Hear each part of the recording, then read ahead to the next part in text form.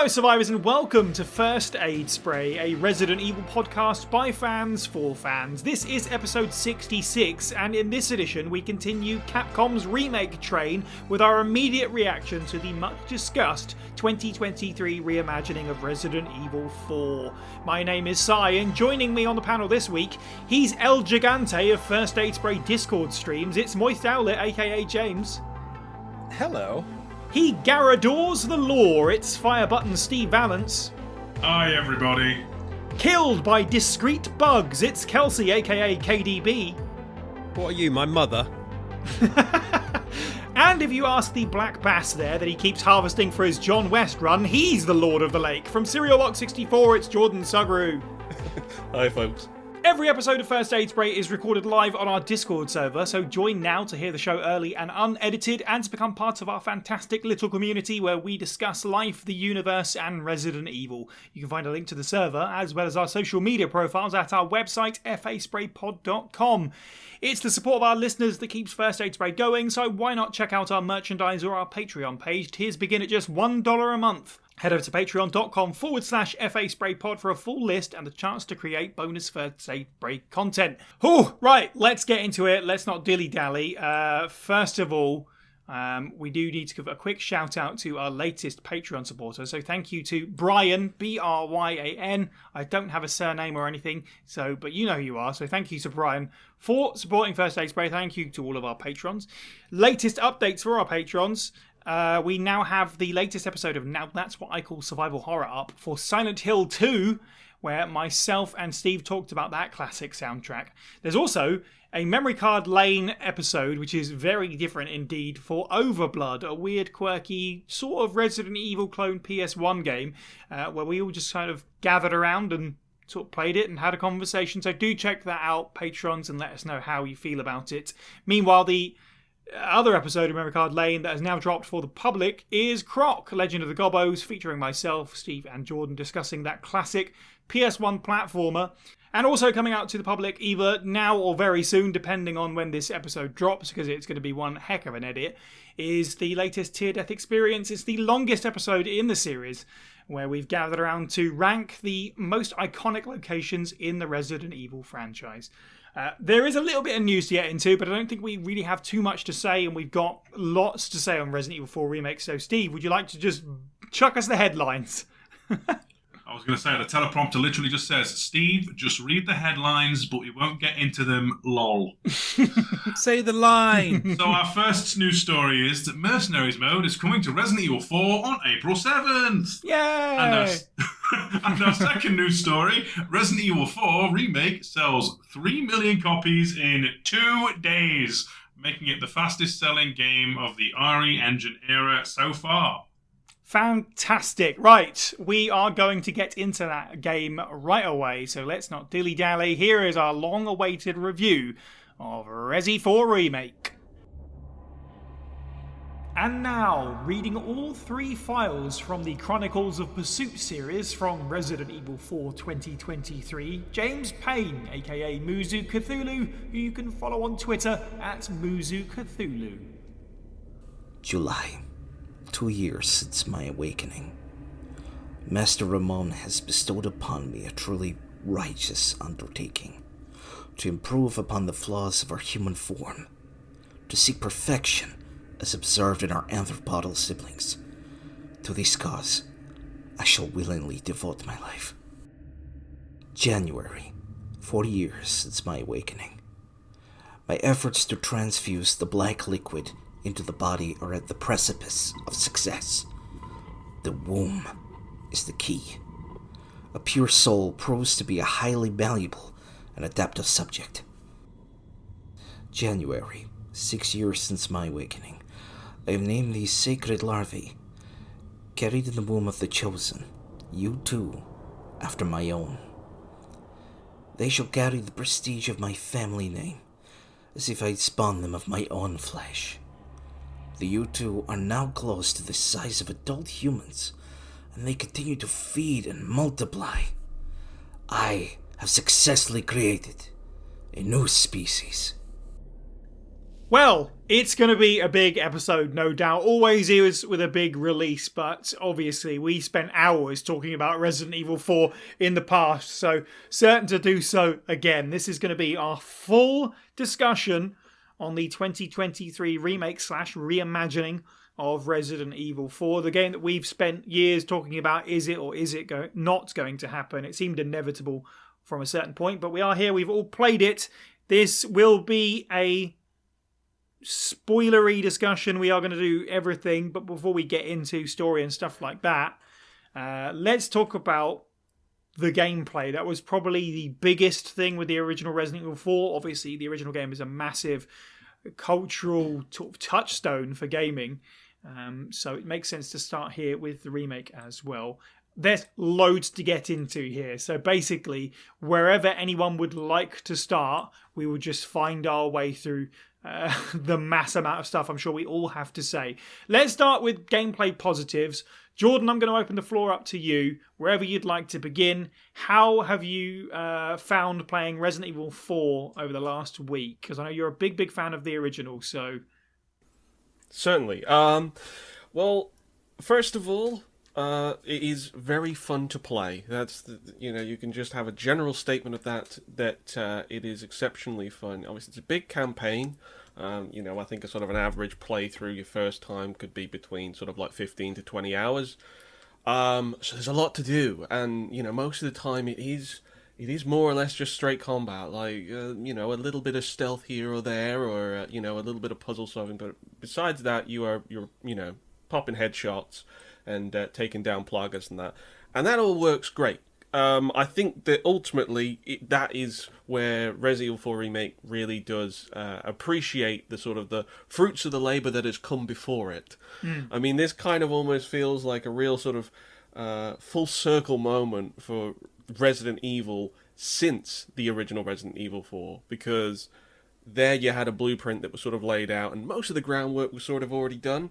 And while there's been a couple of missteps in the way in trying to replicate that sort of success and that formula, in Resident Evil 5 and 6, we've seen a return of that in the subsequent remakes for 2 and 3 that have sort of, they've, carved out the path towards this. So you thought, yeah, this is exactly how you would sort of expect it to sort of play with all the kind of modern refinements. So it gets all of that perfectly nailed.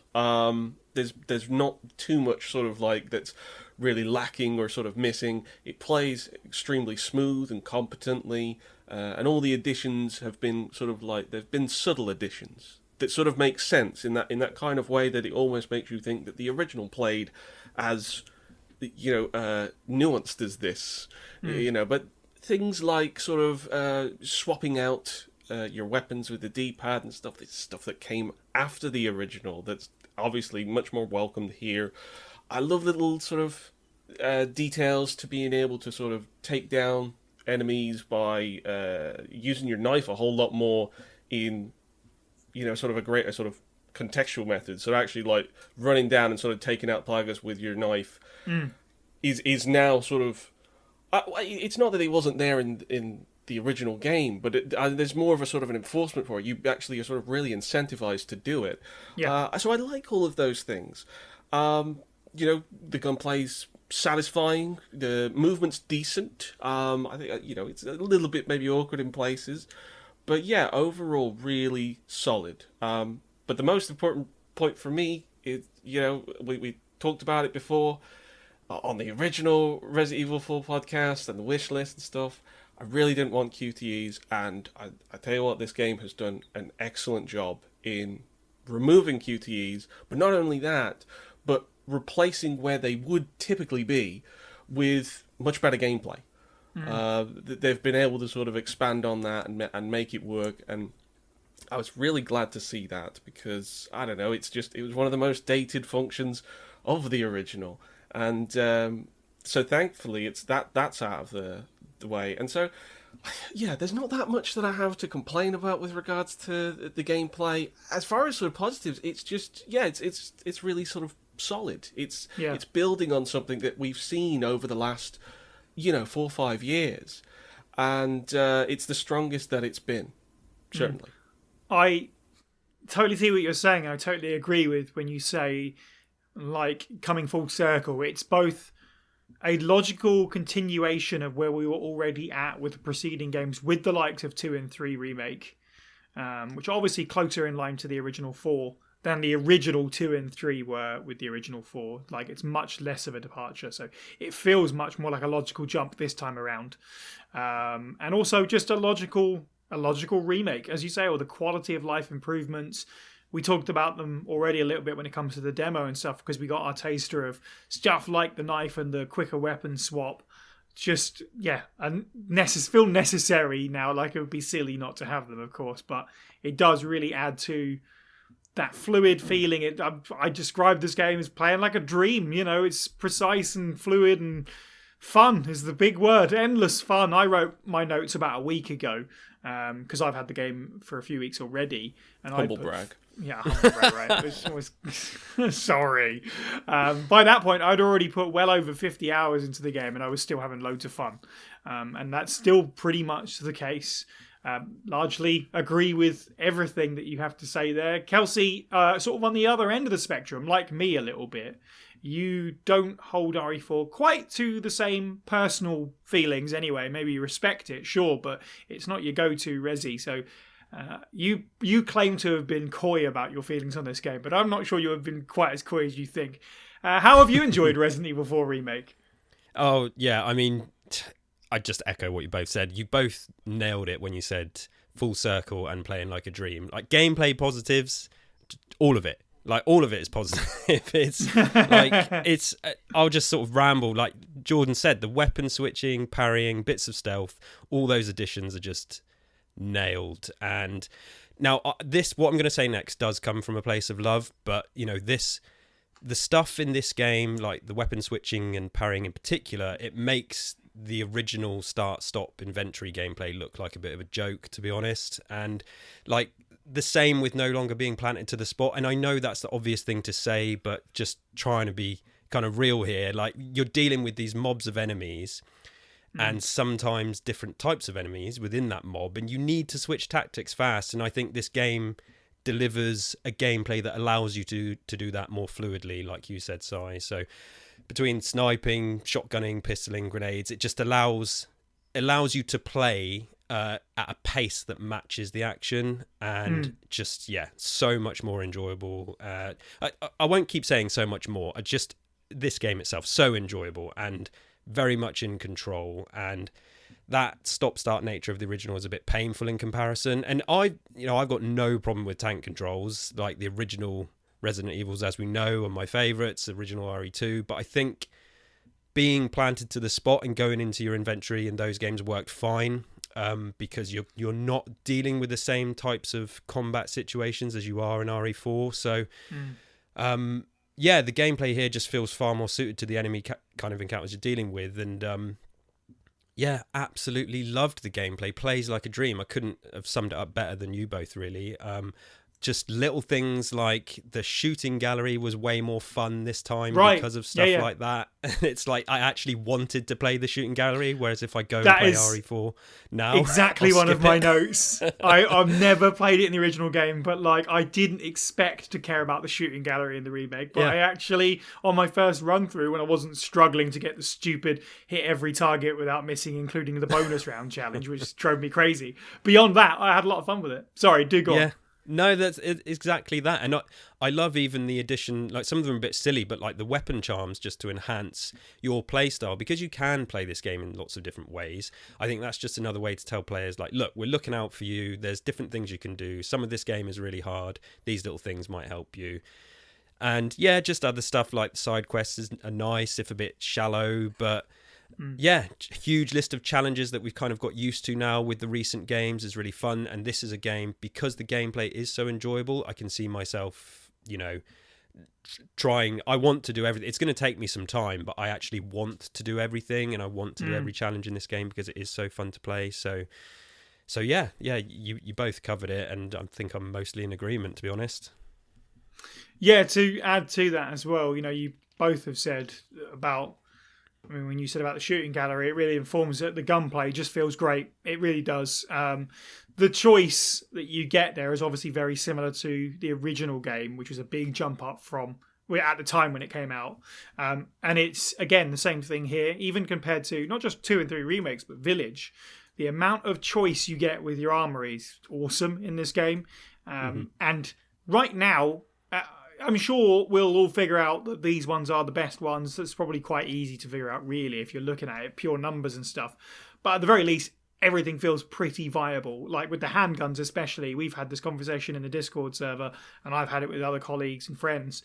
Well, I've heard people say all kinds of different things about what handgun they've used. Just everyone seems to have their own slant on it, which is really cool that all the handguns in this game just appeal to different people, I just think that's awesome. James, how do you feel about the gunplay in Resident Evil 4? I know you got some takes on the weapons, and how do you feel about the gameplay in general, positive-wise? Yeah, I'm not sure it's even arguable that like the original RE4's gameplay was what carried that game due to the gunplay that it had. They had a lot to work with and live up to with this reimagining, and they knocked it out of the park when it comes to that for me. I'll go into the negatives later, but there are not many. Yeah.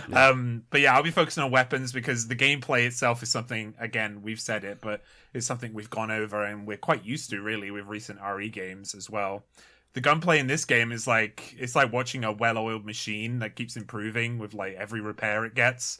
With every game we get, it keeps improving. Like Capcom do guns well in RE, and they improved on it in RE4. Every gun class has its place as well. Like with the handgun being your primary weapon, so much is built into the handguns, and you have tons of choice, each with their advantages. Like a personal favorite of mine is the Blacktail, but it's like really closely followed by the SG because I just love like doing one shot to the head and seeing heads explode. With an SG, I popped a mandibular, which is the tougher Plaga, and I've killed it in one shot with a pistol, and that was like huge, especially when you're playing on hardcore professional. But yeah, when it comes to the secondary weapons, the CQBR is actually my favorite. Wow. Yeah, this gun absolutely destroys Professional El Gigante in seconds. It's amazing. Even though like it's meant to be a fully automatic weapon, it's not really meant to be used like one. It's a precise weapon with a lot of power to it, and you're only meant to use it in short controlled bursts. There's your Alien reference. Snipers are really good in this game, but with like we're going to talk about it, and Kale's already spoken about how aggressive the Ganados and the Plaga are in this. It can be quite hard to use a sniper, which is why the CQBR is my favorite, because it means you can do sniping and running and gunning with this weapon, which I love. Unfortunately, it's open to you quite late into the game, Chapter 10, so I mean, this is going to become a recommends James segment, but like I would take the TUMP or TMP up to that point, though it does take some getting used to. But it's a really good crowd control and crowd clearer. I haven't unlocked the hand cannon yet because that achievement challenge is tough. Yep. But the 2 magnums you get in the game are pretty standard fare and feel great with each shot. I mean, Capcom just if a magnum doesn't feel good, then Capcom are doing something wrong. They always do magnums great. And also, many people they wait on the Magnum. They wait on the Magnum for the final boss. They're like, yeah, I'm going to save all these Magnum bullets for the final boss. But I really encourage people to use them liberally when it comes to sub-boss events, such as the Bella Sisters, who I'll go on about later for something else, but also like the Twin Garador room as well. Really use this. The game gives you a lot of agency when it comes to ammo, like because you can craft your own. Right, so you really use the resources that the game gives you. And that, by the way, this recommendation goes for hardcore and below. Professional, it gets a little bit wilder. So just be aware of that. Then we got the shotguns. The shotguns have also great variation. Like the riot gun is weird to say, but it's a precise shotgun. It can pop heads and kneecaps really, really well. And then you got the striker being a crowd control. It's just really widespread crowd control weapon. And then you got the W870, which is like a mixture between the both. But I mean, we all upgrade from the W870. You're either going to pick the riot or you're going to pick the striker. OG, like the OG was known for its excellent gun variations, and they really focus on the guns in this newest edition too. And it just keeps getting better. Like every single time they improve, they look at what they have from the previous games, and they go, okay, how can we just make these better? And they've just done it for every single weapon. Like it's awesome to see, great to see. The CQBR that you mentioned, I remember picking that up and being like, oh my god, this thing just rips. But it rips through your ammo as well because it needs rifle ammo. Because you pick it up first and you think, oh, this is going to use this submachine gun ammo. Awesome. No, it's a rifle. It uses rifle ammo. So it is precious. But you've said a very important thing that I think is going to be one of the things that gets overlooked. Because RE4 didn't have crafting. Like, this is just dragged and dropped over from Village. And it just fits in so perfectly. Like, we can definitely all agree, I think, that whilst it was, it made sense for the time and the restrictions of the time with the going in and out of your menus to change weapons, whatever, that's obviously aged. But the crafting feels like it should have been in RE4 all along. Like, it's such a natural addition to add even more sort of agency to how you want to play and how you want to combat systems. Combat situations even. It's super, super cool. Cool. Gameplay positives. Steve, how are you feeling about Remake 4? Honestly, how authentic it feels. Like, there's animations that I feel like have been ripped straight out of 2005, brought into the present, and they still fit. Excluding like the suplex, where the Ganado will have to like shift and turn around to allow for quickness, for a zealot to be, wrestled. It's amazing how much they still responded the same way when you shoot them in the head or the arm and stuff. Like the animations, like they've come back from 2005, and I think aside from like flame grenades and the Plaga laser, every single weapon returns. Plus, as we've said, the Cobra, or however you want to pronounce it, assault rifle and the MP5 have jumped in. So you've got the entire RE4 arsenal bar a bonus weapon and flame grenades.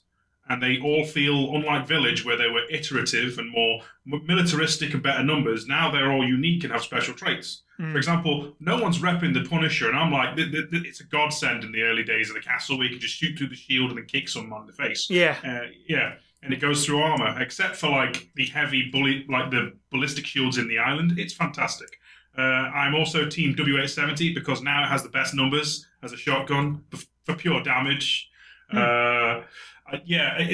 It's really, really surprising that if you take away the parrying and the crafting, there was a lot of base RE4 in here that I didn't think was going to make the cut. I thought it was going to feel vastly different. And it's all the better for it. I like the fact that you can, for example, stealth stuff, as we've mentioned. And you can't normally like stealth an entire area. It's more softening the crowd before stuff gets wild. And then the mine thrower has been replaced with the best bow gun in Resident Evil history. I feel like, even including Code Veronica's gunpowder rounds, because you can like break events in this. You can set traps and ruin bosses and stuff. It's pretty amazing. But no, to really hammer home the authenticity, aside from a few boss changes, like you could take a screenshot, for example, from a boss like Del Lago, and overlay it over the original, and basically the differences are the sky looks better, the encounter is generally visually more appealing and less grey. It's surprising how much they got away with, and it's genuinely impressive.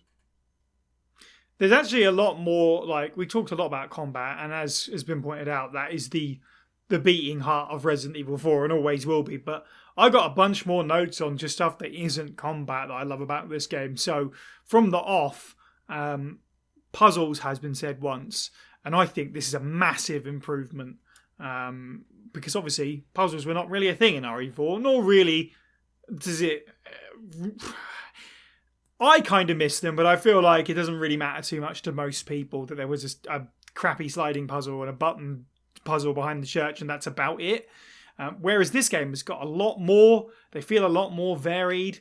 The complexity of them is definitely a bit not all over the place in a bad way, right? There's just a lot of variety to that as well. Like it constantly kept surprising me with a bunch of different puzzle things that aren't in the original, and I really, really appreciate that. I feel like it's such an understated highlight of the game that they put puzzles back into this.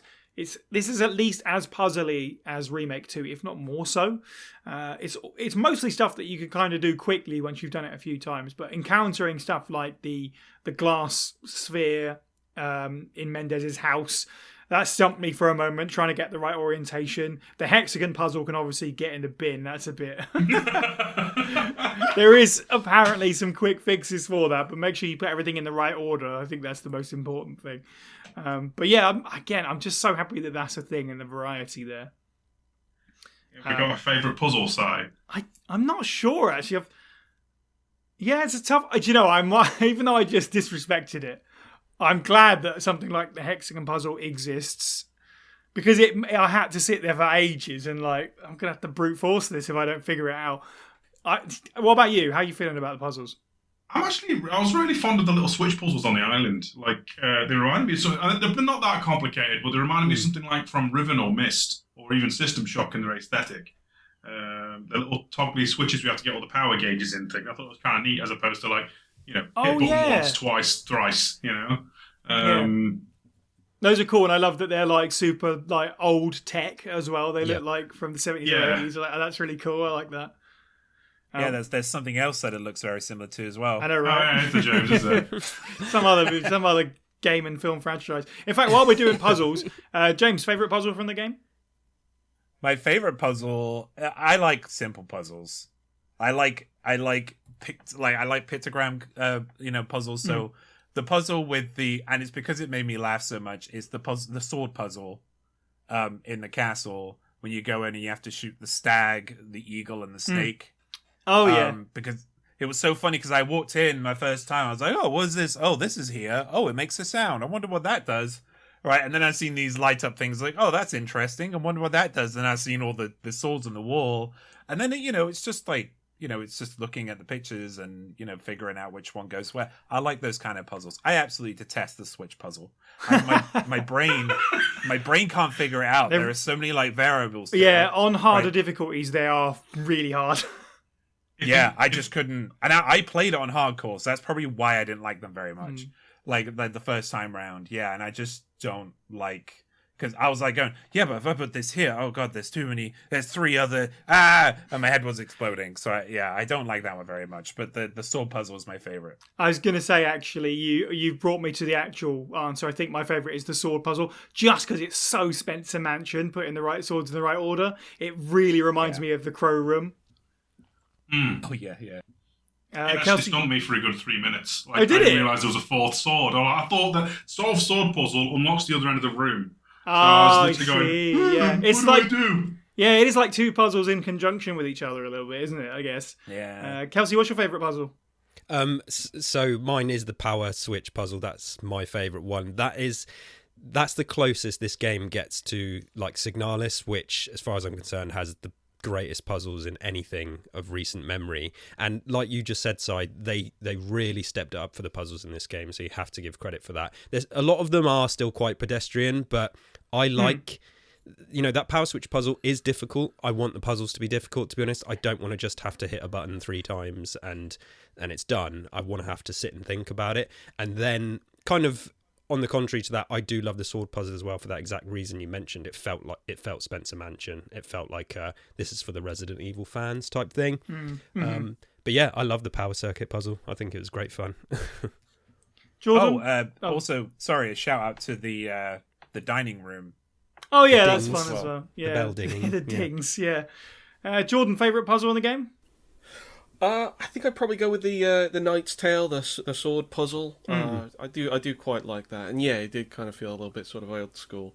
If I could cheat a little bit, I would. This isn't a puzzle, although it kind of feels a little bit like a puzzle in what it kind of can possibly reward you with if you kind of take the cues. One of the assignments that you have later on in the castle section is to deface the portrait of Raymond Salazar.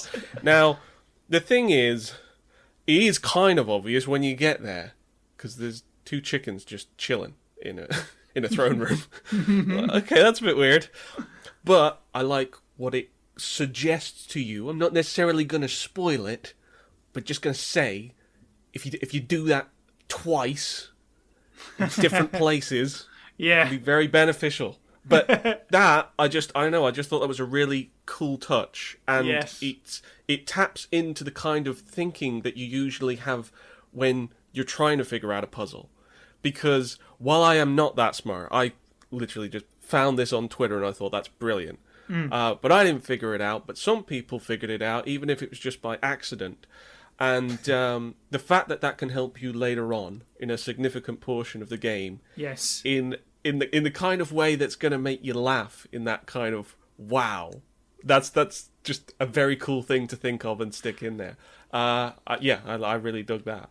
I absolutely 100% agree, as you say, like as it comes into play later. But I also really like that it sort of leads up to that point as well, because all of these side quests, if you want to call them that, the merchant clearly comes across as a guy that doesn't like Los Illuminados, because he's like, oh yeah, these stupid blue medallions, take them down, they're spoiling my... Well, whether they're written by him or not, who knows, right? But they are the merchant's requests anyway.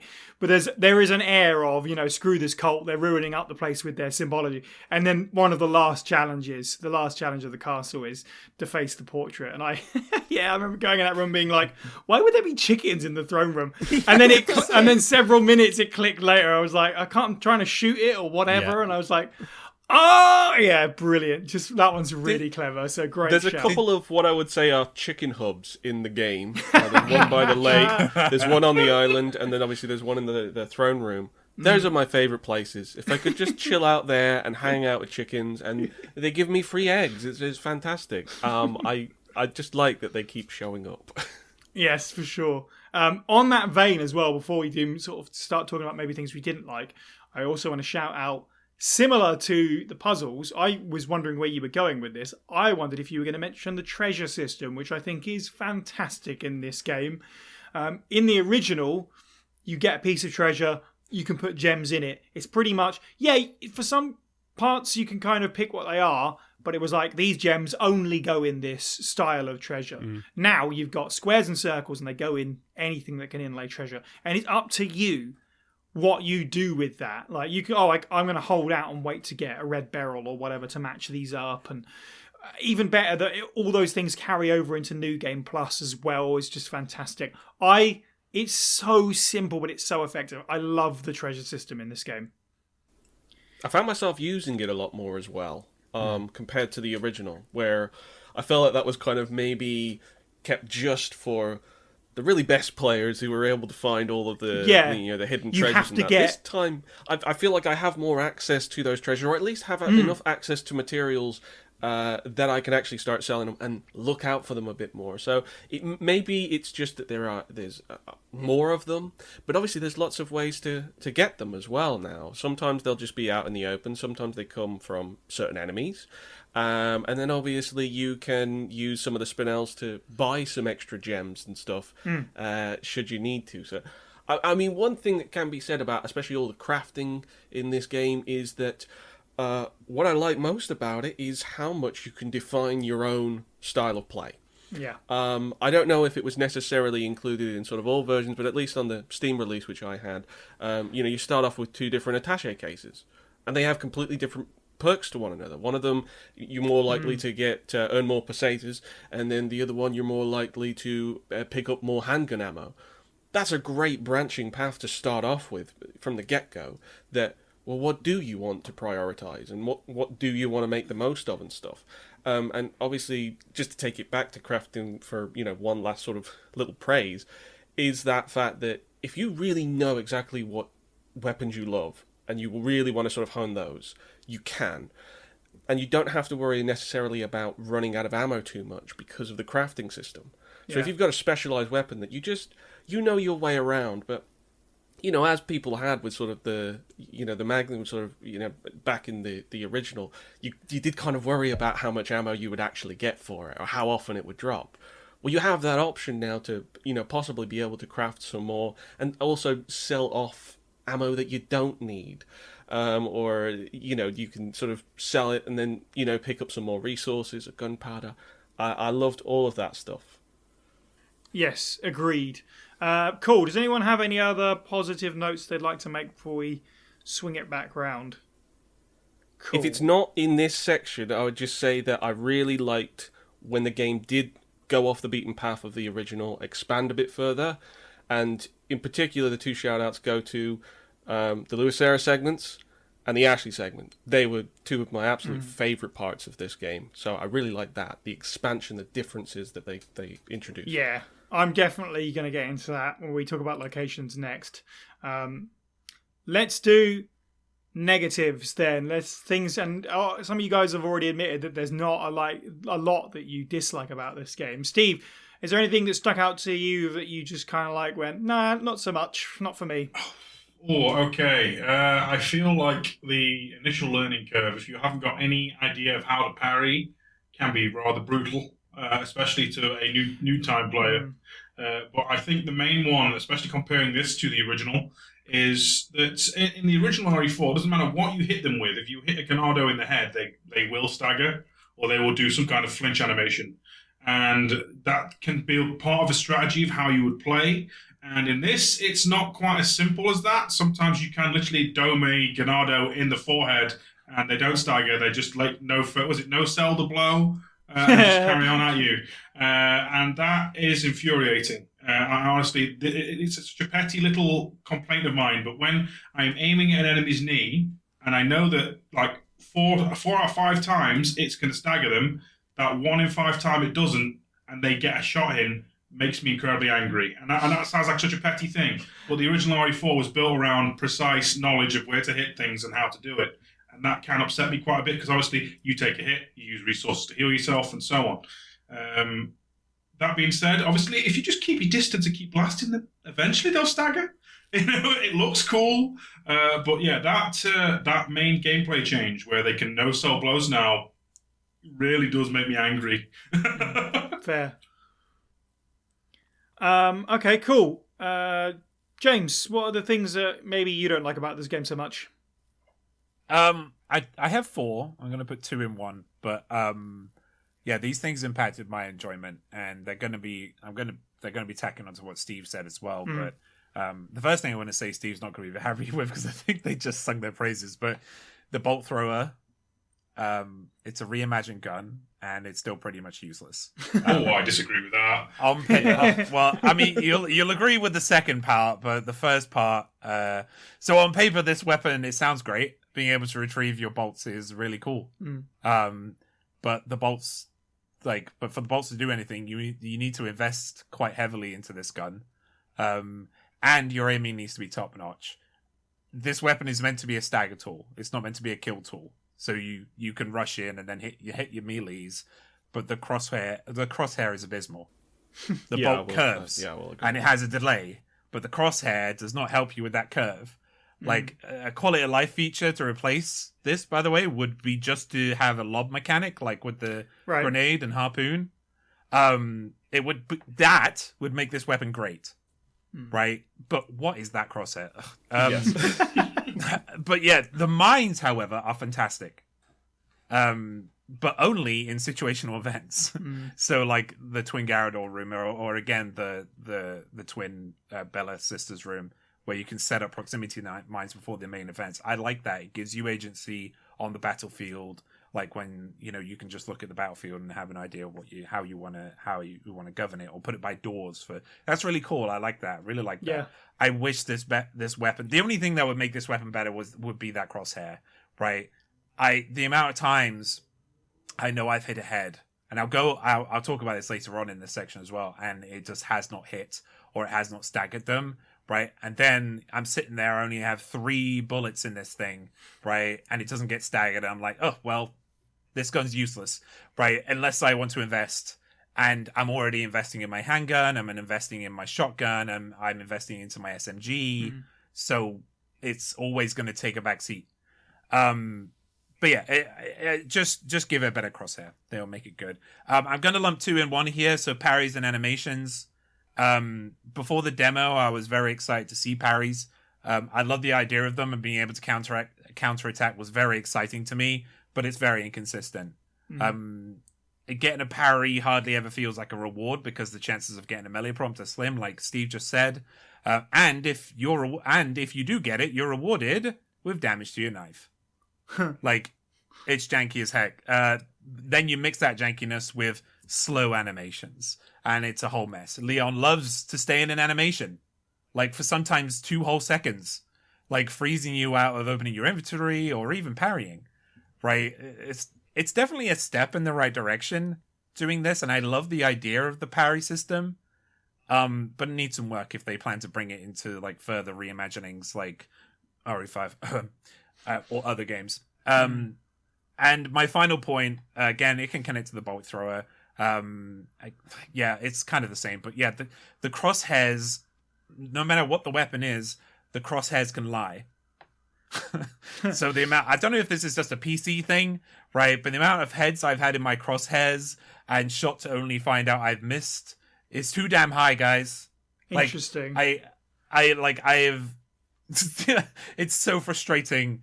This will be on stationary targets too. Like, I'm going into a new room, everything is like standing still because they're like, they're either patrolling or they haven't seen me yet, and I'll aim for a head and it just doesn't hit.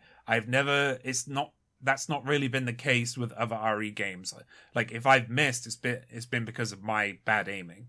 Do you think if the original RE4 with its laser sights and everything, be it shotgun, rocket launcher, or whatever, might have been good to be having as a toggle as opposed to a one-off attachment for handguns? Like, just so you can definitely line up your shots how how we used to do it back in the old days.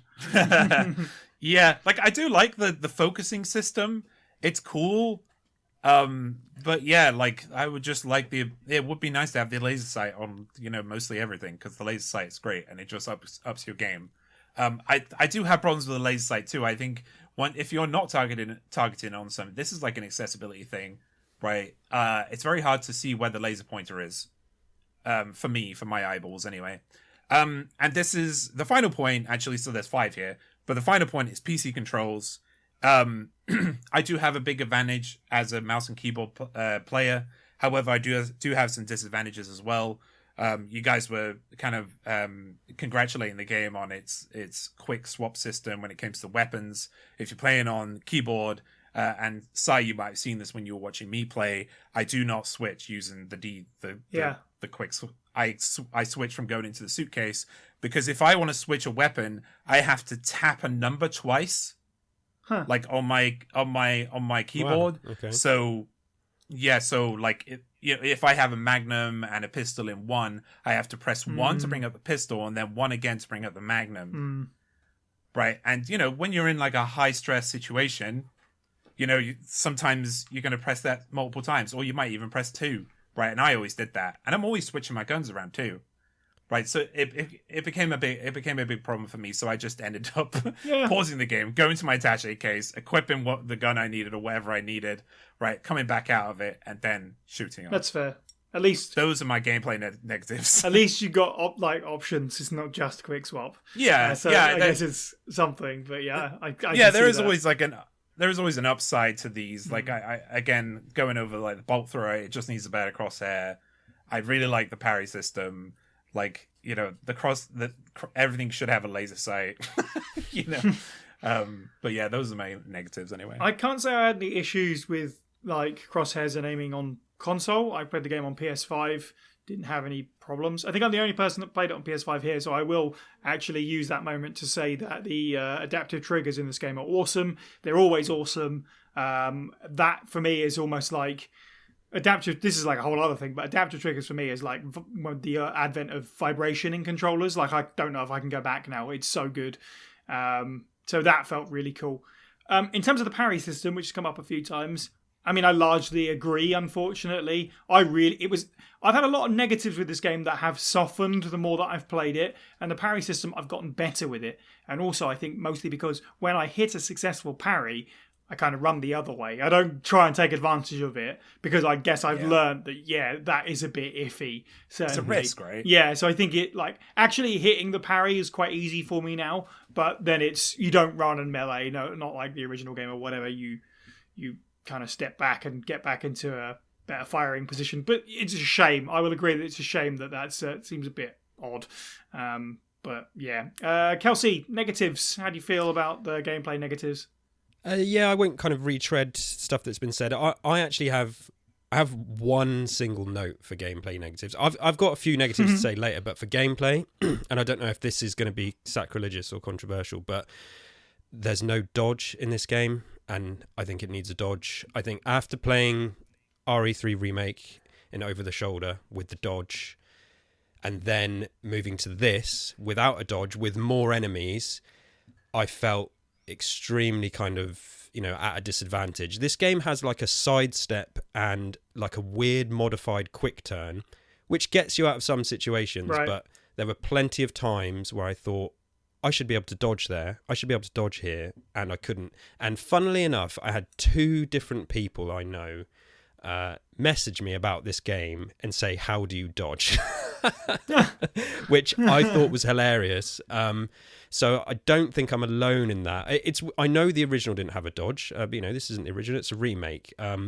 Village didn't need it because it was first person, it was kind of different, but I felt like for all the stuff this game added, not having the dodge felt like they should have carried that over from Remake 3, and it was begging for a specific dodge, for Leon to just roll out of the way or something like that. And on console, I'm used to console, so I don't really feel the sort of disadvantage, that it has with shooting, even though I know it's there. I'm used to playing it that way, but I felt a disadvantage without a dodge, and I think people have touched on some other stuff, which some I agree with, some I don't. I've got a few nitpicky things, but yeah, kind of fundamentally, I don't know why there's not a dodge in this game.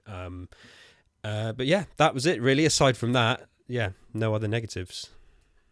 That's fair. I can see that. It doesn't necessarily apply to me. I never really thought about it too much. There's obviously the context-sensitive moments where you can sort of backflip out the way depending on stuff. Obviously, things about Verdugo and such. Yeah, but fair enough. I can see it even if I don't necessarily agree with it. Jordan, what are your negatives for the game? Well, first of all, I completely resoundingly agree with Kelsey with regards to there you go. Sort of missing the dodge button. It's one of those things where I feel like this is where some of the rigidity of these remakes kind of comes out a little bit. Because I feel like the Capcom sort of thinking is a little bit blinkered, because I feel like they're looking at it as saying, well, if it was in the original, it will be in the remake. But despite the fact that Remake 2, 3, and 4 are very clearly sort of connected, they don't necessarily show that cohesion that they should have. No. So it wasn't that I was necessarily expecting the dodge mechanic to be in this game, but it really felt like it needed it. Because, I mean, I loved it in Remake 3. I thought, I know it could be a little bit sort of finicky, but if you got it right and you got used to it, it was very rewarding. And I didn't think you could necessarily use it too much to cheese the game. Yeah. It was just one of those things where if you got your timing down right, it was just a little sort of more of a boost. You could, obviously, possibly abuse it in a game like Resident Evil 4 because, frankly, you are dealing with crowds a whole lot more. But you could put a cooldown timer on it, or something like that. But there were times where I was just kind of like, this feels great, smooth, movement, gunplay, all fantastic. But then every now and then I felt like I was kind of slowed to a crawl with actually maneuvering around enemies because I just didn't have that extra function. They can dodge, but I can't unless it's a very specific contextual thing, which I never really liked the contextual dodges in this game. I don't know if it's just the placement of the prompts or just generally the rarity of them. Like they're not that typical, and you'll be surprised when you can actually do or not do it. Sometimes it feels like it would be obvious, and sometimes you think, oh, there's going to be a prompt come up, and it doesn't. So that's when a sort of a general all-purpose dodge would be great, just to kind of buy you that extra second or two when it comes to sort of crowd control, because the opposite is that I then have to just awkwardly sort of shuffle past enemies. And while that's obviously always been a trademark in Resident Evil, that has been part of evasion from the very get-go, it feels really rudimentary when you're playing one of the latest games and it's got all these other games to look back at. I'm not asking for Resident Evil 6, Max Payne, jumping around stuff. I just thought, for how agile and how capable Leon Kennedy is in this game, a dodge would really complement him well. So that's a shame, but there you go. Maybe they'll mod it in. Who knows? The community can do lots of good stuff. And speaking of that, in a way, my biggest issue, and it did hang over me for a lot of the playthrough. I really tried to sort of shake it out. But back when we did the original Resident Evil 4 podcast, and we did talk about the sort of the looming shadow of a possible remake. I talked about it sort of like on two fronts, that it would be very interesting to see how a modern audience or a newcomer audience would look at the original Resident Evil 4 in Legacy. It's all well and good for us to absolutely love it, but I don't know exactly how much of a wall it is to new players. In that way, doing a very sort of honest and sort of traditional sort of remake, in that you say very close to the source material, makes sense. But I also thought that because of the sheer accessibility of the original, and obviously in turn with the fantastic community mods to actually make it look better than ever, it gave Capcom license to go a bit crazy with this one. Go off on a beaten path. Go fixed camera angles if you want. Go first person, or dare I say it, go survival horror with it. That was the kind of stuff that I was really hoping might happen with Resident Evil 4. And obviously, as more material came out, I realised that was absolutely not the path that was being taken.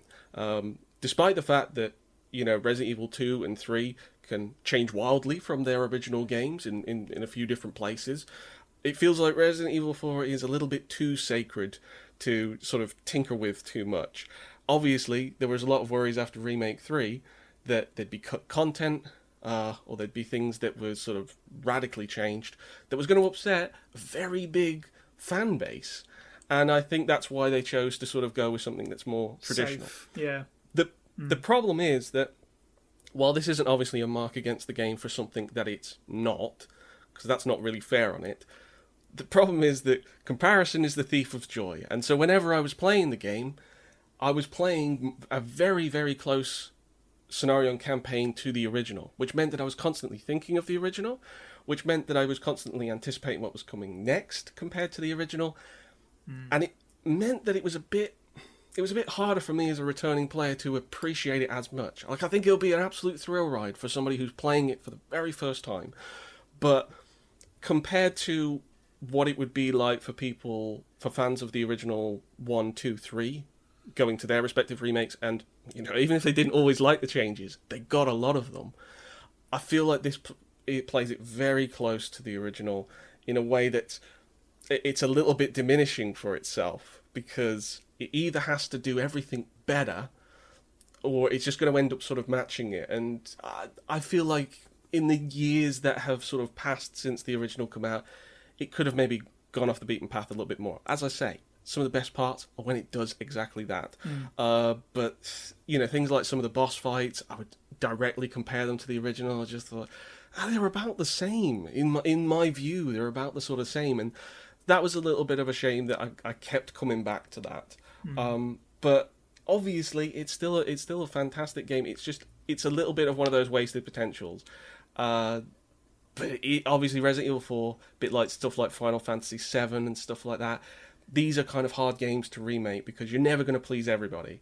I think for the most part they have pleased the majority of people, and it's only people who maybe wanted something entirely different that are going to be a little bit disappointed. Yes, that's very fair. Completely take what you say. Good sort of wide-reaching discussion points, certainly, which I'm now going to ruin with a couple of rants about some very specific dumb things.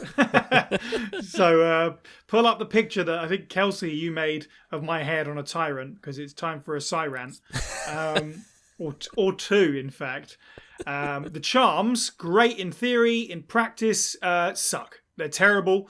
It's really cool when you get a legendary one and you can run much faster, and like armor upgrades are cheap, and it's really cool when you've got them. Getting them is, you might as well not bother. It's just awful. So the way that this works is you get On your first playthrough as well, you get a finite amount of these from the shooting gallery that you get from, well, unless you're really, really good, I guess, but you get one for getting each sort of rank on each game. And then you can purchase more if that's where you choose to spend your limited spinels as well. And then you pop these into a little machine and it will give you a charm. The problem is that it's sort of RNG and also completely not. Like, you can get something and go, this is useless to me. Great, I've put 3 gold coins in and you get a little bit more shotgun ammo again. That's good. I saved the game. I'll reload it. Never mind. It's the same thing every time over and over again. So it's RNG, but it's also predetermined RNG, so that when you found something that you don't like, you're stuck with it until you come across the next shooting gallery checkpoint. So you can go through multiple playthroughs looking for something that you're going to need for getting professional S+ rank or something, like the speedrunning charm, and have no hope of getting it. So, yeah, either make it random or make it where you can just straight up purchase them. This in the middle nonsense really infuriated me. It got better when I got some of those legendary charms. I was having a better time. But when it was just giving me, oh, you get a bit more healing for eating snakes over and over again, I was like, cool, there goes a waste of all my time and money that I've put into these. Just utterly stupid. The other one, I just don't know why you get repeats. Yeah, it's really right. You should just get one of everything and then it's empty. That would have been that would be the absolute perfect solution, of course. Because they're not even worth much pesetas. No, and then every other token that you might get from subsequently playing the shooting gallery or whatever, you can just sell. Like, that would be the solution. What's even worse than that for me is the missable treasure that can sit on a spike. Don't tell me at some points in the game with the merchant to go back and get everything in an area, because I'll go, okay, cool, right, we're moving on to another area. Fair enough, I'm glad they told me. Oh, I can't do that, actually, because you didn't warn me when the one chapter that I can get something. There is treasure where there's one moment to get it several times. A really bad one, a really bad example, and I imagine 95% of people who played the game, you're not expecting to get every piece of treasure on your first playthrough, but if the game's saying, oh, now you should go back and get everything that you missed, that's kind of incongruent to me. Ashley being chased by the Armadura, you being terrified, you're not going to check your map. Oh, there's one thing here that Leon can't get past, so he can't get this piece of treasure. So that's BS. Also, to make matters worse, some of the treasure is locked in drawers, and the small keys for them do not appear on the treasure map. You buy the treasure map, small keys aren't on there. Some of them are like ludicrously tucked away. So I did a run where I was like, right, I'm going to finish off the treasure run. I'm going to do that because I didn't get the castle or the village when I did it. I'm going to do a treasure run. I missed a small key. I've ruined my entire area. I have to do a playthrough again and pick up every piece of treasure again. So, yeah, again, you can't have it both ways. Now it's a wider open game. You can't say, go back and get everything, and then tell me, actually, you can't. You missed your one chance. That stuff sucks. I'm glad I never have to do it again. It's super lame. Oh, but I feel bad now, because that's actually like first playthrough, Steve. Literally every 5 seconds, I'm just checking the map, going, "Is there any loot? Is there any loot?" Of course, like, glacial pace, being hunted by things, just like, but there's a gem here. If, and that's why my first playthrough took me almost 18 hours. Oh, well, here's the thing. Mine took over 19, and I missed every treasure. So I tried. I tried my hardest. Mine was 22 hours. There you go. Right, and I think the only one I got was the island. Like, and then yeah, I did that. Yeah, and like, but I didn't get the village and the castle. Yeah, it's whatever. I'll get over it, but it's just kind of this thing. So PSA for anyone that's going to do a run through of the game where you're expecting to get every treasure, use a guide. Use a guide so you know where the specific points are that you can only get these specific treasures. In terms of that as well, while we're here, before we move on, I think the runtime of this game is great. I thought it was just about right. I think the issue really is the number of playthroughs that you might need to get that 100% is too high. I'm on 6. I'm probably going to need to do 2 or 3 more to get everything. I was like, that seems a lot for quite a long game. Admittedly, on further runs you can get through in 5 hours. That's a lot compared to most Resident Evil games that you can complete in an hour and a half when you're going through on subsequent runs. So it's not the length, but it's the number of playthroughs to me that are an issue. But yes, right, I feel better now. I've got that off my chest. October, 8 years since my awakening. At last, My noble pursuit progresses to its final stage, the fusion of human and insect. The housekeeper has graciously volunteered herself for the experiment. I shall pour my whole heart into this endeavor in order to transcend humanity and make Master Ramon proud. March, 9 years since my awakening. A glorious union has been made. The housekeeper has endured much suffering, but not for naught. Behold the fruits of our labor in all its beauty.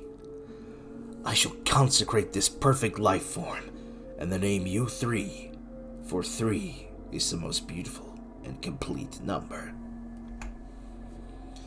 April, 9 years since my awakening. You 3, my dear hound Pisanta, has been chosen to serve as the right hand of Master Ramon. But is 2 not better than 1? Now, it is my turn to demonstrate my loyalty. His humble servant, Isidro Urarte de la Vera. Let's talk about locations in the game. We got 3 major locations. We spent a lot of time talking about locations for Village, so maybe when we reviewed that, so maybe try and keep it a little more concise if we can. Village, Castle, and Island. Let's start with the Pueblo.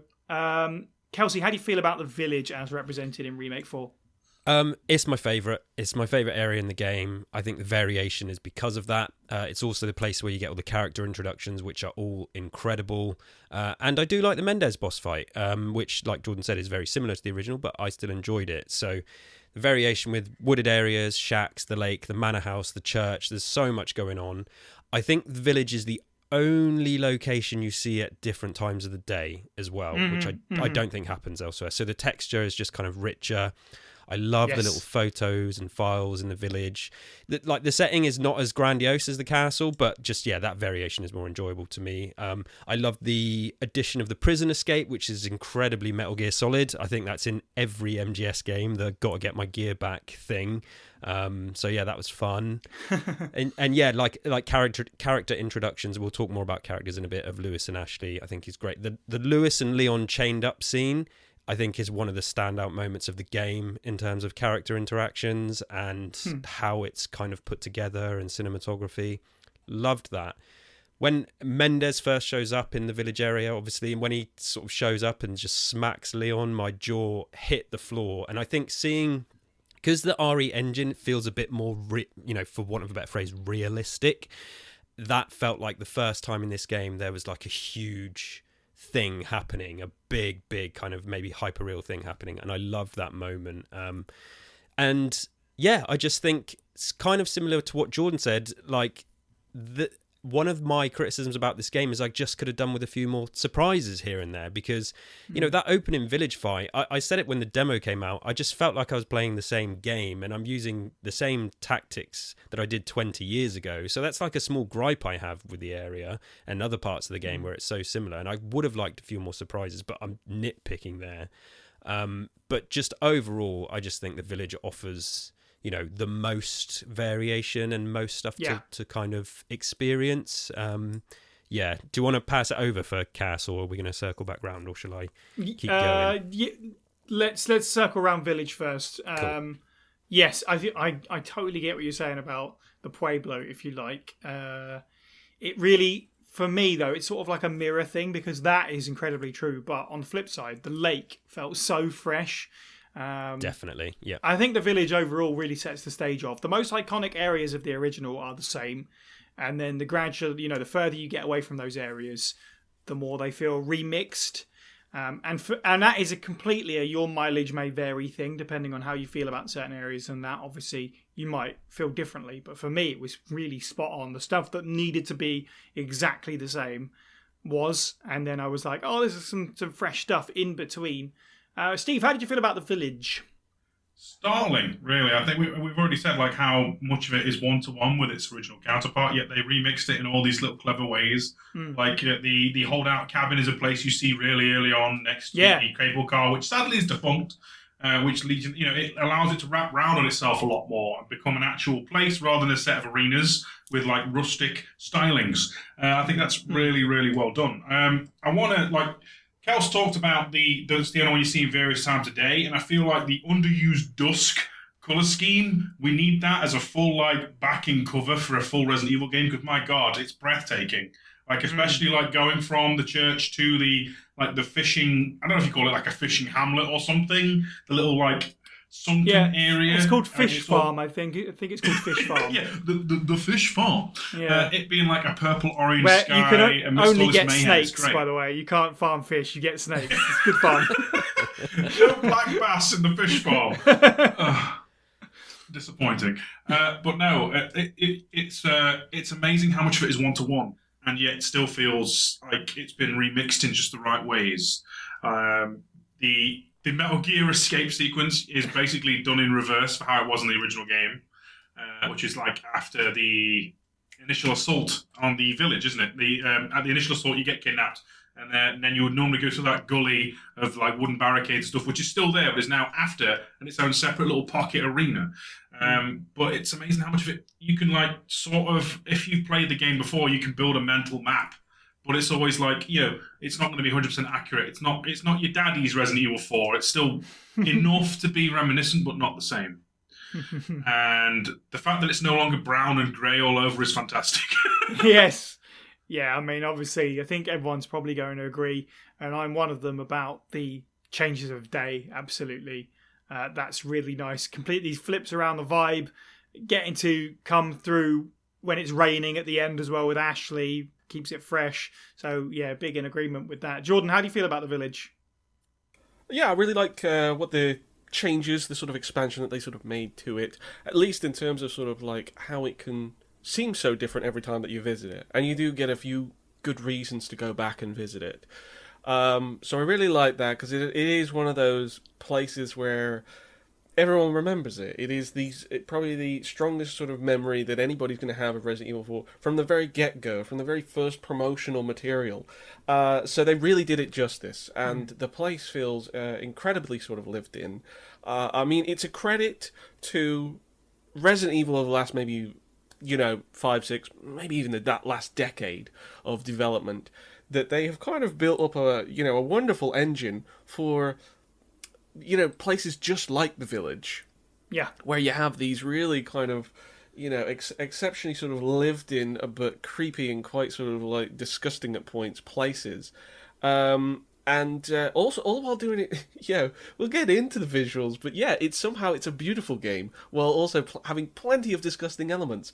I really did appreciate the sort of the colder sort of intro to it, that it wasn't necessarily going straight into the house and having your first interaction with a Ganado. It was you had a little bit of a lead up to that, just to kind of set the tone right. It's not like there's a whole lot to do in that first area, but I don't know, those are nice touches when it can sort of just expand it a little bit further. Loved the lake, spent ages there. It was sort of so nice that it got that kind of greater sort of emphasis, and sort of going around the caverns a bit more, and that. I love the fact that you've got the Red 9 just sitting there in the middle of the boat in the middle of the lake. That was a nice little sort of surprise. Missed that my first playthrough. Oh no!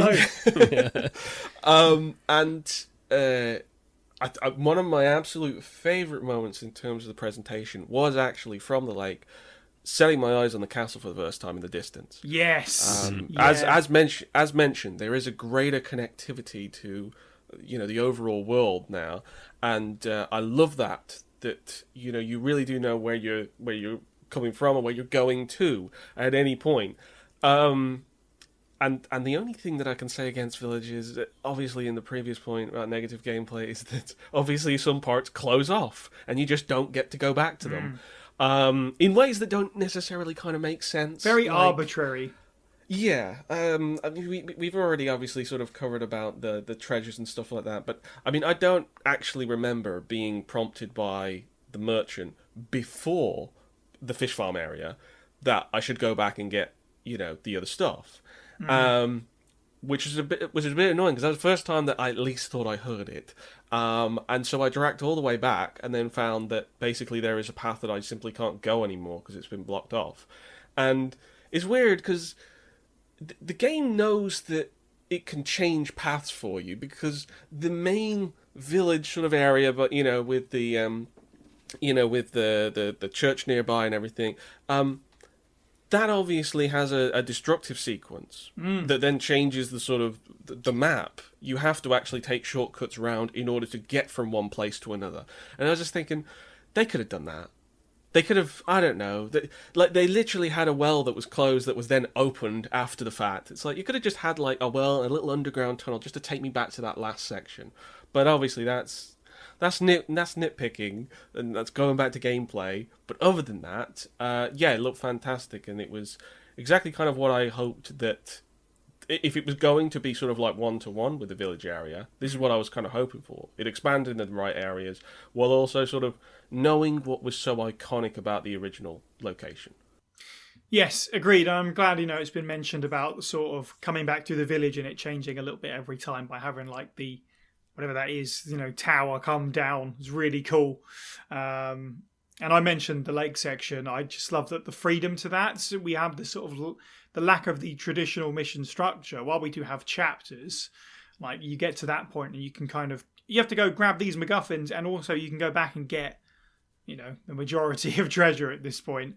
I really loved that was the thing. Just like now at this point, it's almost like its own little mini hub for a moment. I was like, that's really cool, for sure. For me, I guess my only real negative is that the last run from the villa to Mendez's boss fight felt truncated. It felt almost, and I really like Remake 3, so this is not a slant against it. It felt more like that, where it's like supercharged run, off you go, point A to point B. Yeah. Didn't really get a chance to explore or look around, which is a shame, because that's really the only moment in the game that's like that. For me, the village could have been longer, would have been nice, would have been better if it was even bigger, but the runtime was perfect, so that's kind of at odds with that, certainly.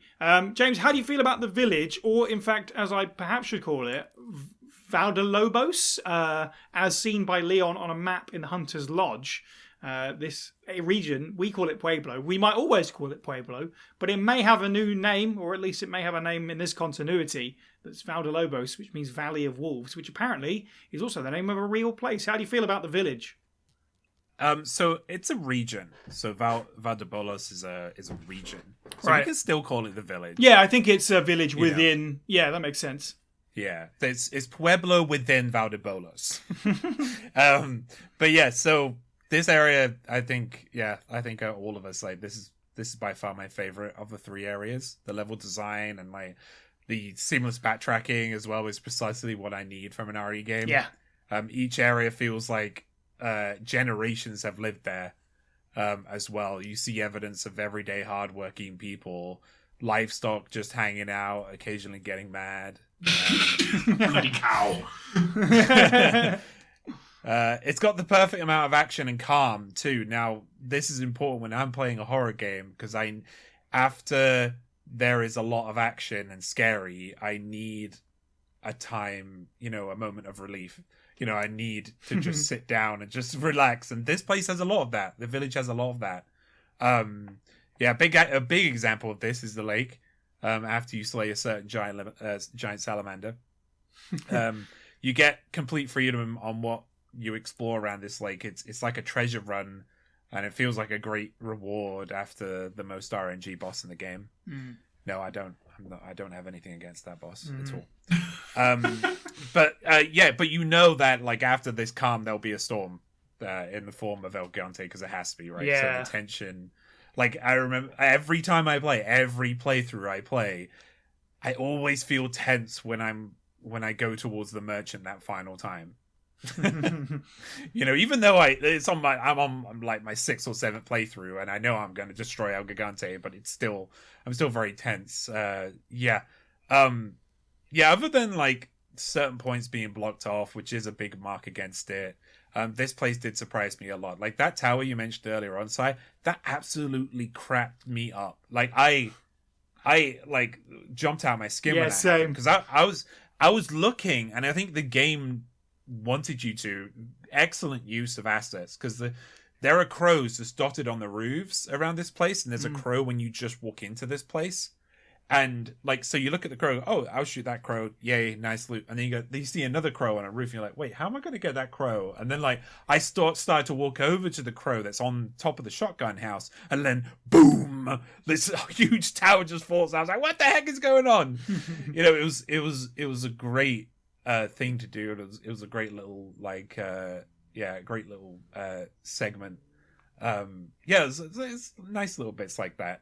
There were several choices, like we'll go through it with the other two regions as well, but there are like choices you could go through. Like there's just before the Bella sisters fight, and the game tells you this, or rather Leon does, but Leon says to Ashley, we can either go in guns blazing basically, or we can go stealthily, but he prefers to go stealthily, right? So he tells Ashley to keep quiet, right? But I've done that section stealthily once, and the other times I've just gone all guns blazing, but it's way worth it just to stealth, which it's something I never do. Like, because you save so much ammo, and like you might get like an Alexandrite or an Emerald, I think, from that boar man, but like it might not be worth it. But yeah, it's almost perfect, the village, for me. Completely fair. What's funny actually about that, you say about the crows, what's really funny, if you don't shoot that crow, it just stays there. It's like you run out and this tower falls down. The crow does not care whatsoever. Like, I'm like, that's a little weird. The crow's just hanging out. Obviously, immediately after that is the first time in the game that you're attacked by the wolves. That freaks it out. But I love that the game makes you jump with the tower, and then suddenly you're under attack by the Coal Millos. Yeah, I think it's really cool. Cool. Let's talk about location number 2, the castle. You said, I think, that the village might be everyone's favourite. It's tough. It's close to a tie for me. I really, really liked the castle. Jordan, how do you feel about the castle? Loved it. It was my favourite, absolutely. There you go. I mean, it may well have been just because those first sort of few hours, I was stewing a little bit about sort of exactly how I felt about the game. Like it's so many ways dazzling, and I'm sort of looking at it, I'm like, you don't impress me that much. By the time I get to the castle, though, I'm warmed to the fact that, look, it's going to be pretty damn faithful to the game, which means that you may as well celebrate what it's really glowing up. And obviously the location's fantastic in the original, and I think that they just enhance especially the castle in just about every way.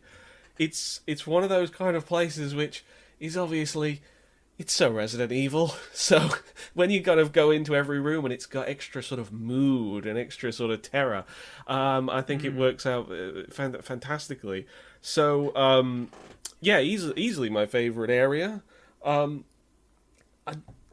don't know much more to say besides sort of like glowing praise for it. I think every section just came off a lot sort of stronger. And I think everything else that I could say is going to be more credited in the visuals sort of section of the podcast. But yeah, just it was everything that I would sort of like hope it would be from a presentation perspective. The right kind of expansions. I think the map's a little bit different, and I don't necessarily sort of mind that. I think that it was well balanced with sort of the sequences. I was kind of at, when there was a whole sort of like escape through, when the armored Gigante is starting to, lob stuff like I was wondering. I was like, well, is this going to sort of like really take out too many sort of chunks of the castle? But no, you then go back and you can kind of like revisit it, and it rewards you for sort of revisiting it as well. So I really dug it. There were in particular sort of rooms which obviously were not necessarily in the original that just especially sort of stood out as just sort of little moments. They didn't have to necessarily be substantial to the gameplay, but the whole sort of like altar room where it might be the first time that you see the sort of the advanced version of the Plagas. I love the lead up to that, how freaky it was.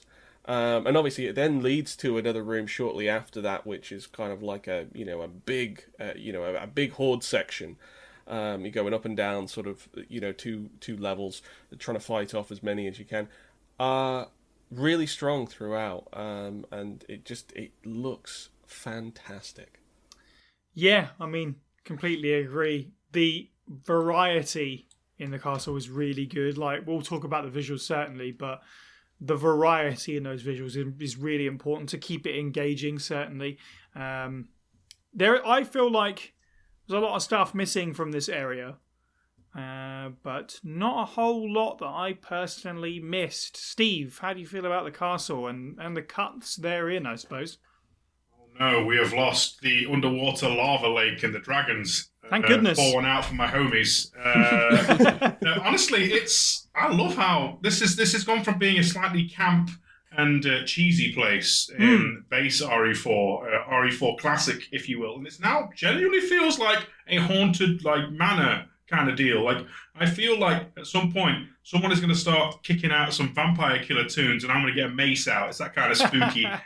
But ominous kind of way. It's pretty cool. I think that the changes they've made, while it's still about as linear as it was, except for that one spoke in the middle where you could basically choose your own way to get what head for quite a key item quest. I think it's pretty good. It's pretty solid. The El Gigante pelting you on the ramparts is like an entirely new sequence that basically replaces the lava tunnel and the dragons, if you like.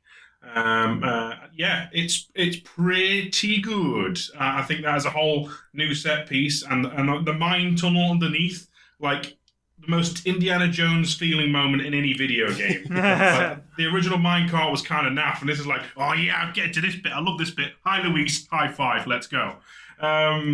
Surprisingly hype. I think my favourite new section is the central hall before the actual throne room area, which is absolutely infested with Novistadors. Feels like it's never ending in there. And it's a simple, find switches to get out, but the room is so dilapidated yet beautiful, and it's creepy in all the kind of cool ways, and that's the castle overall. There's 2 nice rooms in the whole blooming place. No complaints, really. Everyone's been saying about how the village is great. I love how this has been revamped. Yeah, for sure. I'm so glad you said about the Donkey Kong Country segment, certainly. I don't remember if it came up in Wishlist or not, but it's something that I just don't care for in the original game. And this time around, you're right, it's a lot more fun. They do take your agency away a little bit by making you use the red 9 if you don't want to use it, or whatever. But it's short enough. Well, I know, right? Exactly. It's pretty cool, but it's short and it's yeah, it's good. Basically, lost myself there. James, pick it up. How do you feel about the castle? The castle. It's a little bit more linear than the villages, but still has a lot of surprises. Yeah, the cart, not the mine cart, but the cart you find near the merchant before the Chimera Heads puzzle was something I only found on my second playthrough. I thought I wasn't going to get all my small keys for all those treasures, but it was thanks to that cart, and me remembering to explore. I remember that door, and there was a door that led back to the room just for the water, and I was going, what the heck? Well, what's that for? But it's going to that little cart area. But yeah, it's got if you do backtrack, it's also got enemies along the way as well, including a crimson God, what are they called? Zealot. The guys in the robes. Zealot. But yeah, monks. Crimson Zealot, yeah. Yeah, the monks, Illuminatus Don't monks. skull git. But yeah, he turns in the lobby area when you first enter, where Ramon gives his speech. There's a plug, a mandibula. He turns into one of them, and that was a very tough fight for me because I had no flash grenades, and yeah, the room was full of cultists and zealots as well. But yeah, one thing about the castle that's great. And this is going to sound pretty exploity, but yeah, unlike the original game, the doors don't lock behind you. So you can just stand in the doorways and destroy everybody. They don't come for you. Yeah. Yeah. from the doorways, which was kind of fun because I kept on going out and I would like sift a couple in and then I'd kill them and then I'd go back in, and it was a nice tactic to do because zealots don't know how to use doors apparently. Slightly takes the terror away, doesn't it? When you know you could just cheese them from the door and they just like awkwardly shift around and go. Even the Plagas ones, oh, I'm sorry, sir. I'll leave you alone. I need to go back to my post. But yeah, it's also, this will probably be about halfway through the castle, nearer to the end of the castle is probably where you're going to get your first exclusive, too. It has a lot of treasure lying around, as well as Steve said earlier, a room. I absolutely detest this room. But it's mostly because of the no recovery run that I was trying to do. But yeah, the room where they're constantly spawning the Vistadors, you can earn yourself quite a lot of cash from that room. Yeah. From killing the Vistadors, because they'll give you a lot of gems to give you some extra capital. And when it comes to the aesthetic, this place, I'm going to say it, guys, because I'm going to talk about it later on as well, but it's very similar to Castle Dimitrescu in terms of its decor. Even the breakable urns. Someone, you go Google the urns or play Village. Have a look at the urns. They are very similar. Not exactly similar. Like, could they be reusing assets? Sure. Is it a reference? Maybe. Or does it have a deeper meaning? I'll talk about that later. They both fly for the same potterer. Kind of like the tarps. Like, yeah, the RE Engine tarp is out in full force and it's everywhere. This might be the tarpiest game so far. It's the Acme products of Resident Evil. It's great that James mentioned though Castle Dimitrescu, because like the Garador first area, like particularly feels very much like the Maiden demos bit. And oof, goodness me, that was full on like, oh god, the witch ladies are going to come back, aren't they? And no, the smiliest man in the castle's here, and he's going to stab me. It's good that you say Garador, actually, because I sort of alluded to it, but nobody's really picked out any particular rooms. But I'd say that if there was one bit missing from the castle that I would have liked, even though maybe it would have been frustrating, like in the original game I occasionally found it frustrating, but it is memorable, is the bit with the cage and the Garador in it. In the original game, that's not so much a thing. It's kind of almost played reference to in a cutscene where Leon gets trapped, but the Garador in a cage is not a thing. But in terms of stuff like the swinging blades being gone, don't really mind that, and the lava room and the Salazar Colossus, they're actually both kind of sort of repurposed at the clock tower and combined into a fire-breathing Salazar statuette thing as you go up. I thought it was a really clever little nod without them going so ridiculous, as you say, the campy castle of the original game, certainly. Kelsey, I think you're last on the castle. How did you feel about it? It's stunning. Like, you've all kind of covered it. I know I said the village is my favourite, but to be honest with you, like, I think that's just because I'm more comfortable in the village. The castle ups the ante with the enemies and the difficulty, and it really starts to test you. So it's kind of, it's more difficult to play, but you could it's just more intense, and the village is kind of more fun, I suppose, which is why I prefer the village.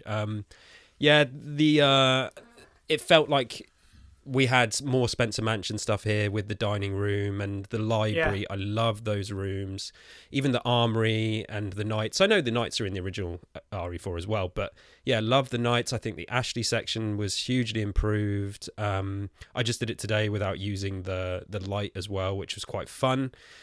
The double Garador room is absolute hell. I think I died there in more than any other room in the game. You've all touched on the underground section. Nobody's really touched on the Verdugo, which I guess is kind of castle. It's like an in-between weirdy bit. But yeah, intense battle. But I love that it retains the cheesy methods from the original, if you know the tactics. The castle adds some nice stuff to the Salazar lore, and I think he really, as a character, anchored this section well. I'm sure we'll talk more about him in a bit. Not much to add. Just stunning, absolutely stunning, really great hub. The village and the castle, both amazing sections. Love the castle. Awesome. Okay, well, let's talk about the final area of the game. So this is going to be an interesting one, because obviously the island has always had some mixed opinions on the original game. So it'll be interesting to see how people felt about it in the remake. James, let's go with you first. How did you feel about the island? The island is my least favorite. Yeah. of all three of these areas. Yeah. But that doesn't mean I don't like it. Like I do. It's just it's my least favorite of the three. Like Village is 5 out of 5, Castle is 4.8, and Island is like 4.5. Out of 5. It's still good. It's much more linear than the previous two areas, with little to no backtracking at all. But it's like it's meant to be your like swan song, like a run to the finish line, basically. Like it's full of treasure though, like gem giving BOWs everywhere. It has the most BOW variants, I think, of any other location. It feels like Sadler, it truly does, like when you begin it and as you go through it feels like Sadler has brought everything he has to bear to fight back against you, like until he gets until he gets to enact his plan. It does have the most terrifying creature in the game for me though, but we'll talk about that later on, and I think we know what that is. But yeah, I don't really have much more to say about it because it just does feel like just a run through. There's the Krauser fight, which is a nice, I say break, but it's also stressful. Like it's very stressful, especially after what he just did as well. Again, we'll talk about that in the character section. But yeah, I don't have much more really to say. Cool. Kelsey, how do you feel about the island? It's rubbish. Apart from the regenerators and Krauser, yeah, obviously those two things are great. The rest is just lame. Like it's so much enemy reuse, enemies you've seen, but just some of them have got armor now. Like James said, it's a run through section. The environments themselves are less interesting when you compare it to Castle and Village. I'm struggling to find much positive to say about it. I really do not like the Mike helicopter section. I didn't like it in the original, and I don't like it here. It just becomes like a battlefield section, and it's kind of fun to play. Like I feel like it's almost like a bonus mode, like a mercenaries thing. Like it would be fun for that, but it sucks me right out of the game. And personally, I would have rather they ditched the helicopter and replaced it with something scary and made, to make the island leave more of an imprint on me. And originally I wasn't bothered about the cutting of U3, but maybe like a reworked section of that would have been better than the helicopter, because sort of this is kind of in my conclusion, like there's no scares in this game that matched up to Beneviento for me, and I would have taken some more scares over the helicopter assault any day. So yeah, like from a gameplay perspective, it's still strong and gunplay and all that, but just the least interesting. And like James, I don't have too much to say. I'm kind of critical about this. I don't want to harp on about it. I did like the Krauser boss fight, and I love the regenerators, of course, but yeah, it's my least favorite section too. Yeah, I also agree. I don't think I dislike it quite as much as you do, but that being said, I have basically two notes, and neither of them are that positive. I think even as the most changed area, probably, I still think it's by far the weakest area of the game, and I still think it's quite a weak area. The benefit is that it is quite linear and easy to sort of pelt through on subsequent runs. It doesn't really bog you down quite like the original does at points, but that being said, it's now the part of the game that I get to on a run, and I'm like, I better just get through this and just get it done. It doesn't take too long. I'll be okay. And I just don't enjoy it, nearly as much. Even just going on my last like 2 or 3 runs, I've literally just been going through with the infinite rocket launcher because I've had other bits to tick off. And even then, it's not super fun. It's just like I blow things up and go. Like having to go through it without that is going to be really tough to go back to it. To be honest, not massively a fan myself. There is a point that I think there's only one point where I went whoa, and that's like when you first start the area and you get like a look at the island in its totality. Yeah. I also like Yes. Afterward, I see what you're saying. When you look out across it and you can see all like the oil rig and stuff. Yeah, well, that's awesome. I also really like after the Krauser boss fight, you can look back down on the area that you were just fighting in. I was like, that's really cool. The other stuff like with the body bags is really cool as well. Let's face it, the body bag section's creepy, but yeah, it's not amazing. Steve, how do you feel about the island? Surprised at how one-to-one it is. Like, this one feels like the most barely changed for me. Like, if it's a room from the original, it's here. Or rather, it's almost exactly the same as how it was in the original. Or it feels that way to me. There are some bits, though, that they've added that strangely feel almost like OG RE3 Dead Factory to me as well. at least in the aesthetic, like rusted metal and piping and whatnot. I pretty much agree with everybody. It's obviously going to be the weakest area. It wasn't the original. It probably would have to be a massive full rework. It showed promise at the beginning with these like weird turret switches and like the hint at stealth, but that quickly eradicates the second you try and stealth, because eventually someone will spot you, and then a boar-headed man with a crossbow launcher will come out instead of a dude with a minigun, and it just becomes a shooting gallery again, which is a shame, because really, if anything needed a shake-up, as I've said, it's this area. Like, regenerators are great. I like the fact the Iron Maiden is basically a down but not out super mode, a Crimson Head version for the regenerator now. And those areas that are dedicated to them, fun. Except for that one time where you have to try and save Ashes from dudes while fighting one of them. Oh, God. Yeah, that wasn't fun. Yeah, other than that, it's fairly rote. They've changed the whole gauntlet where you would normally drive a digger instead. Now Ashley just smashes things with a wrecking ball, which you can thankfully speed up with grenades. Yeah, I like the fact that a player can actually like, be savvy and like soften the wall for her. Makes it a lot more entertaining in that front. But that's just generally another trick of the game. There's a lot of them throughout that we haven't really touched on for obvious reasons. But yeah it's okay. Jordan, how do you feel about the island? Any advance on it's okay? Just that I was flabbergasted when I actually got to the island. Obviously, we talked about it in the wish list episode. What I wanted, island redemption. I thought this is a perfect opportunity to be able to build out, expand on it, change things that the things that kind of felt like that dampener, in what is otherwise, such a fantastic campaign. And I was flabbergasted when I got there, and there was so many places that looked exactly the same. Same enemies, same enemy placement, just the whole same sequencing. And I was just like, you can't seriously ask me to do this for the next 2 hours. Like, I need new things to enjoy. And to be fair, there are a couple of rooms which do differ. But for the most part, I felt like it was either only equal to or worse, weaker than the original. And that was the shame. I even kind of felt like there was a bit of magic lost in the lab, which I absolutely hated the lab. For all the good reasons that you would hate something like the lab in the original. It was horrible to go there. And yet I went through there just like it was just a normal sort of stroll. Like, I don't know. I was a regional manager who was just checking one of the branches. Yeah, let's just have a look. Yeah, the lab's just as it usually is. All right, we'll nip on to the next one. It just felt a little bit sort of routine. There were some cool changes, and I think where they did sort of like branch out with the regenerators, which I've always been a fantastic enemy, were strong.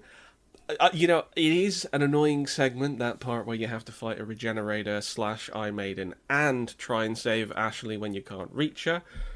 But that section is definitely better, I think, than the original area, which was quite sort of passable. In fact, you can kind of cheese it in the original in a quite straightforward fashion.